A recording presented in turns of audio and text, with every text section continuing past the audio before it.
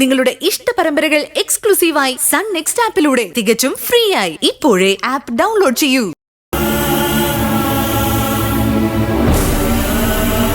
അമ്മയുടെ അധികാരത്തെ ഞാൻ ഒരിക്കലും ചോദ്യം ചെയ്യില്ല. ഇവിടെ ഇങ്ങനെ ഒരു ആഘോഷം നടക്കുന്നതിന് മുമ്പ് ഞാൻ അമ്മയോട് ചോദിക്കണമായിരുന്നു. എനിക്കൊരു തെറ്റ് പറ്റിപ്പോയി. അമ്മ ദയവ് ചെയ്ത് ക്ഷമിക്കണം. നിന്റെ നാടകമൊന്നും എനിക്ക് കാണണ്ട.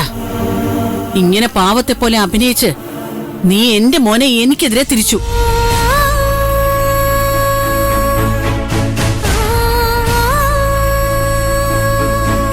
അവനിപ്പോ നീ പറയുന്നതാണ് ശരി. ഇവനെ വളർത്തി വലുതാക്കിയ ഞാൻ അമ്മായിയമ്മ പോലെ കാണിക്കുന്ന ഒരു ദുഷ്ടയായി. നീ കൂടുതൽ ഒന്നും സംസാരിക്കണ്ട. നിന്റെ ജീവിതത്തിൽ ഇപ്പൊ ആർക്കാണ് കൂടുതൽ സ്ഥാനമെന്ന് എനിക്ക് മനസ്സിലായി. അമ്മേ, ഞാൻ എങ്ങനെ പറഞ്ഞു മനസ്സിലാക്കിക്കുമെന്ന് എനിക്കറിയില്ല. എന്നാ എനിക്കറിയാം. നീ ഇപ്പൊ ഇവിടെ വെച്ച് തീരുമാനിക്കണം.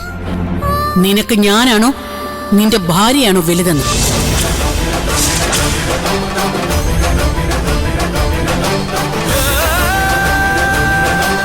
ഞാനാണെന്നാണ് നിന്റെ ഉത്തരവെങ്കിൽ ഇപ്പൊ ഇവിടെ വെച്ച് ഇവളെ പുറത്താക്കണം.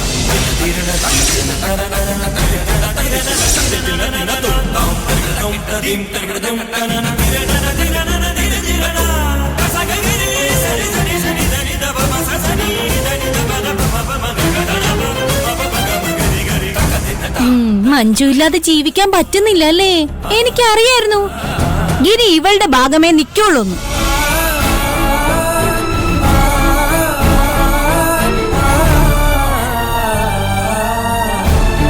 ചേട്ടന്റെ ഭാര്യ സ്നേഹം ഇപ്പൊ അമ്മയ്ക്ക് മനസ്സിലായില്ലേ? നിർത്ത്.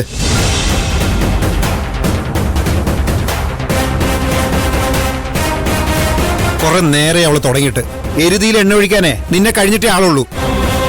ഒറ്റയൊരു കൂട്ടുകൂടി കെട്ടിയിട്ടുണ്ട് ഇപ്പൊ അവക്ക്. മുകുന്ദ, ദേ അമ്മയൊന്നും പറയണ്ട.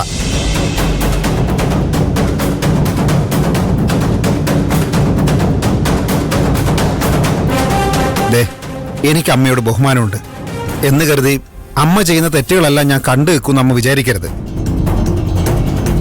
ഗിരിയോട് അമ്മയെ വേണോ ഭാര്യ വേണോ എന്ന് ചോദിക്കുന്നതിനെ തെറ്റാണ്.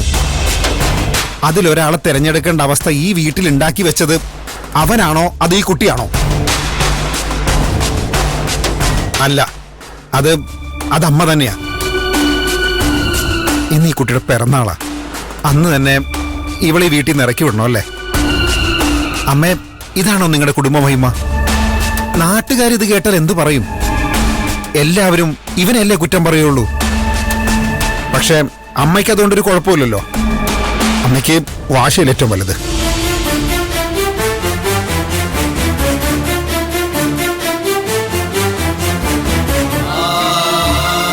ഇവരിവിടെ പിറന്നാൾ ആഘോഷിക്കുമ്പോഴേക്കും തകർന്നു പോകുന്നതാണോ അമ്മയ്ക്ക് വീടിന്റെ മീതുള്ള അധികാരം?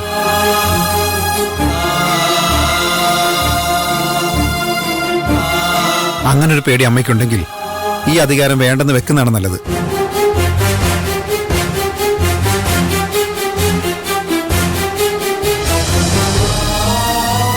അമ്മയ്ക്കൊന്നും പറയാനില്ലേ?